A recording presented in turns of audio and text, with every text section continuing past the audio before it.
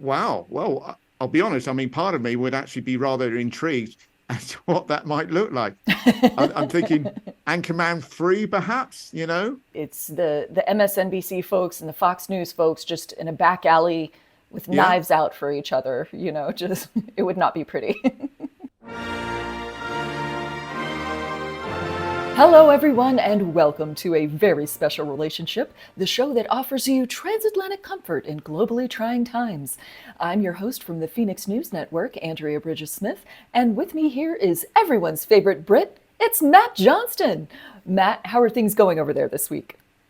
Oh, shucks, Andrea. And you're my favorite American, behind Oh, Steve Perry, of course. okay. Has to be behind Steve Perry. Sorry, but Yeah. everybody's behind Steve Perry, not just the Americans. Never mind. Anyway, things are doing okay over here. And now, today or yesterday, depending on when this goes out, we will be having a couple of by-elections over here. And if you'll Oh, remember, it's two Conservatives that have stepped down, and they both got huge majorities. Now, the Tories may well lose both, and I understand that they've got some damage limitation in that area. And if ooh. they do, as I said on this podcast a lot, I think it's bye-bye Sunak. But I understand you're having your own political shenanigans. You still got no speaker. Nope. And the race has become even more insane than it was last week, which is saying a lot. So if you'll remember last week, we were still waiting on a House Speaker to be elected, and a lot has happened since then. So right after we recorded, the GOP picked Steve Scalise.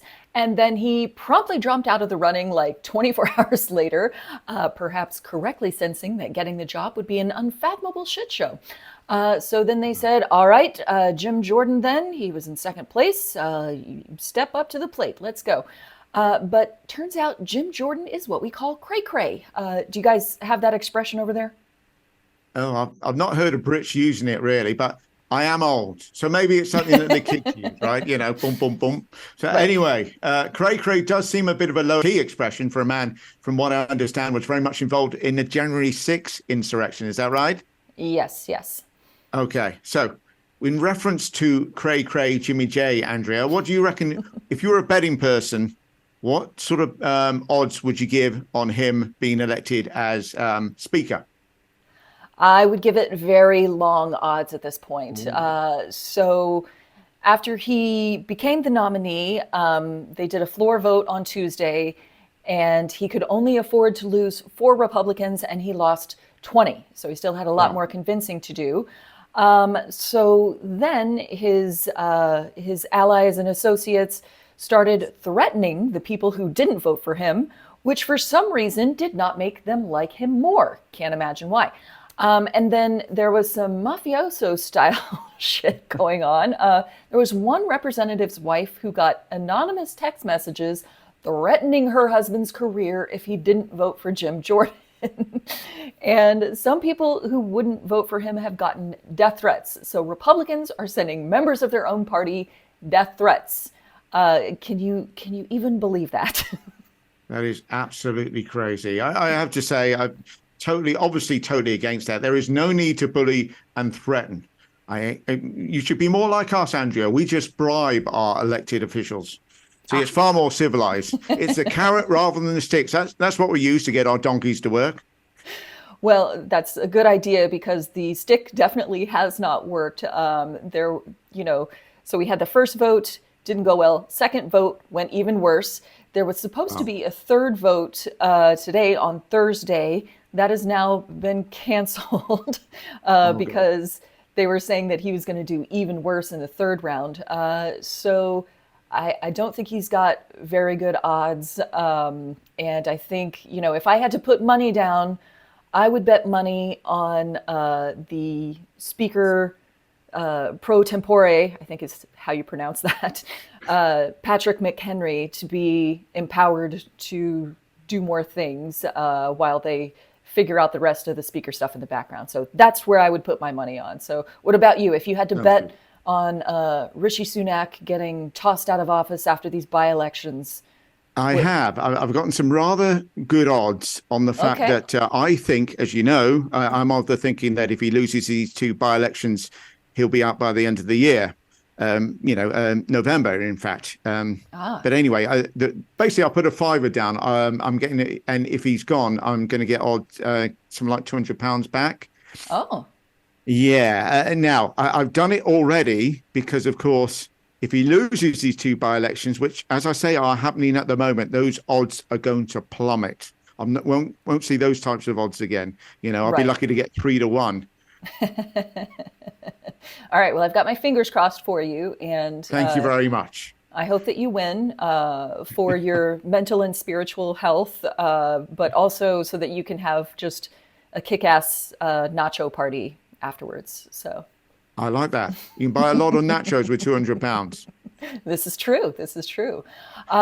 So Matt, this past weekend, Liz Truss met with Ted Cruz here in Texas, and I really must insist that you take her back. I cannot imagine two worse people being in the same room at the same time. He apparently called her a, quote, strong leader on the global stage, which is hilarious. I think Paddington Bear might be a stronger leader on the global stage than Liz Truss. And more light and more real and with a better handle on economics. Right, right. Oh, to be a fly on the wall in that room with those two and actually know that you'd have the superior intellect in that room. Right. So, I mean, Ted would be like, hey, Liz, what was it like to run a country? And Liz would be like, quick. It was very quick. Yes, I would imagine that her and Winston Churchill would probably have very different adjectives to describe their tenure as prime minister, right? Yes. Yes. Now, Matt, a quick question for you. Do you feel itchy? Oh, no, but now that you've mentioned it, I kind of want to scratch everywhere. Oh, hang on, excuse me. Well, apparently there has been a bed bug outbreak in Paris, and now they're saying that the outbreak is going global. And I thought, since you're the nearest major world capital, I just want to make sure that all's well there. I have to say, I've never been so happy to be in Texas, where our biggest problems are just the scorpions and the rattlesnakes. At least you can spot them easily, which makes them easier to shoot with one of your 12 guns. I have to say, nearest major world capital. Yeah, suck it up, Brussels. I'm going to ask Andrea, do you have to check your embroidered leather spurred boots for scorpions before riding out into the prairie? I mean, I've never been to Texas, right? And I'm not going unless you have a prairie. Promise me, Andrea, that you have a prairie I can ride out on. Matt, come on over. We are swimming in prairies. And yes, checking your boots for scorpions is definitely a good idea. They do love to hide in there. Also, an important life lesson for, before you ride off into the prairie is don't squat with your spurs on. That one's very important. Don't squat with your spurs on. I like that one. You Americans have some of the best sayings. But anyway, talking of sayings and language and linguistic stuff, I've seen that a library in Cayley, which is a town northwest of Leeds in Yorkshire, is teaching people how to speak proper Yorkshire. Yorkshire, for those that don't know, I'm Americans in other words, is England's largest county and sits in the northeast of the country. It's described as God's own country. I mean, usually by those from Yorkshire, to be fair. They're very proud of their heritage, quite right too. Of course, it's being run by Rod Dimbleby. I'm sure No, it you is remember. not. That's a real name. I'm sure you remember from God. Harry Potter and the Yorkshireman or something. Yes, Yorkshire yes. flat cap. Anyway, Dimbleby. it's now Yorkshire has birthed some famous individuals. Amongst them, Judi Dench, Ben Kingsley, Michael Palin, Patrick Stewart. They've all been born in Yorkshire, as well as the writers Alan Bennett and, of course, all the Bronte sisters. Okay. So, Andrea, if you don't mind, I'm going to test your knowledge on some Yorkshire phrases and see how you get on. See if you can tell what some of these mean, right? Okay, let's give it a try. The only thing I know about Yorkshire is the pudding, which I have not tried. So, yeah, this will be fun. Okay, here we go. Manky. What do you think manky might mean? Manky. Yeah. The first thing that comes to mind is janky, an American, which is kind of like busted.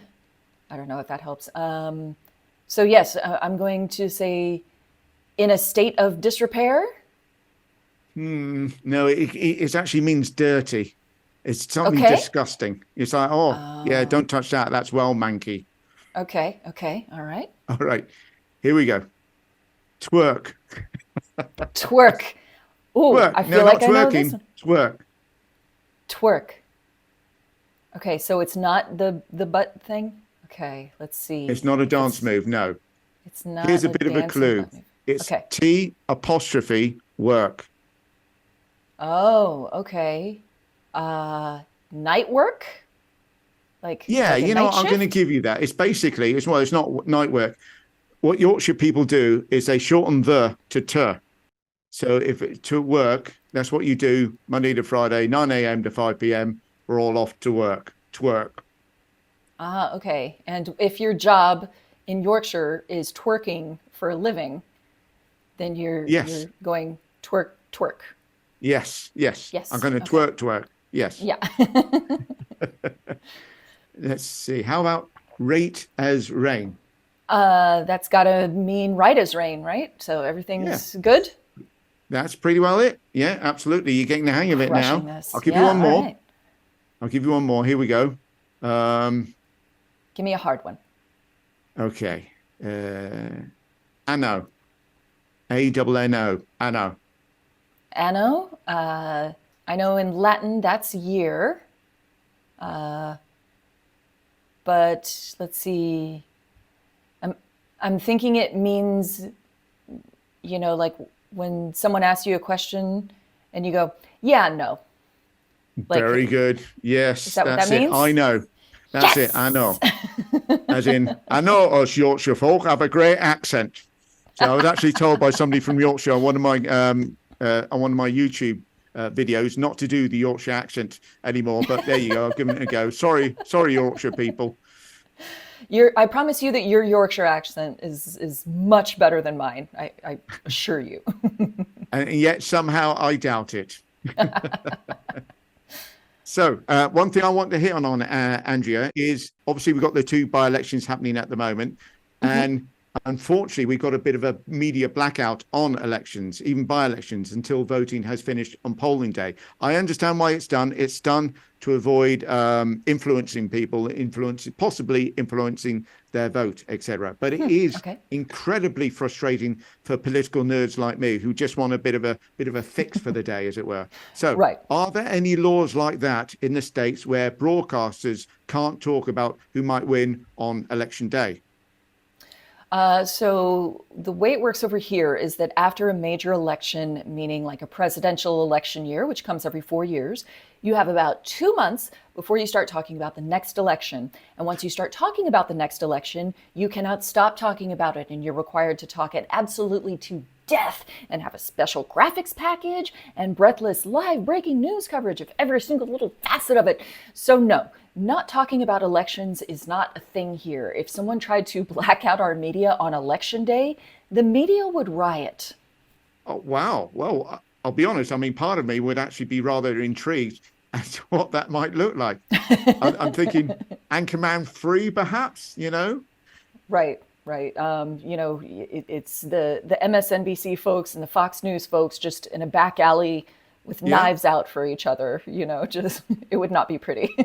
that's it. It wouldn't be pretty, but it would certainly make the news.